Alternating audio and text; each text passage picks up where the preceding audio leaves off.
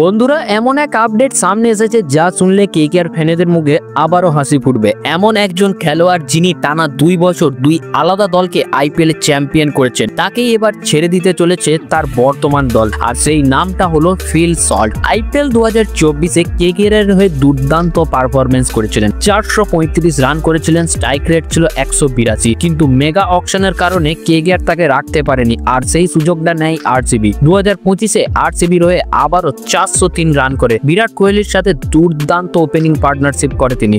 তবু এখন খবর আসছে আরসিবি ফিল সল্টকে রিলিজ করতে চলেছে। কেন? কারণ হচ্ছে 11.50 কোটি টাকা। একজন ওপেনারের জন্য এত টাকা অনেক বেশি। আরসিবি চাইছে সেই টাকাটা দিয়ে একজন ভারতীয় ব্যাটসম্যান কিনতে। শোনা যাচ্ছে কেকেআর যদি ভেঙ্কটেশ আয়ারকে ছেড়ে দেয় তাহলে কিন্তু আরসিবি ভেঙ্কটেশ আয়ারকে কিনতে পারে, আর আরসিবির জন্যই কিন্তু ভেঙ্কটেশ আয়ারকে এত টাকা দিয়ে কিনতে হয়েছে কেকেআরকে। তাই ভেঙ্কটেশ আয়ারের প্রতি কিন্তু তাদের আগে থেকেই লোভ ছিল, তাই ভেঙ্কটেশ আয়ারকে তারা কিন্তু আবারও দলে টানতে চাইবে। আরো একটা বড় ব্যাপার হচ্ছে আরসিবি দলে আগে থেকেই জেকব ব্যাথেল রয়েছে, তাকে বরাবর বসিয়ে রাখা ঠিক নয়। তরুণ প্রতিভা, সুযোগ দরকার, তাই তাকে সুযোগ দেবে আরসিবি।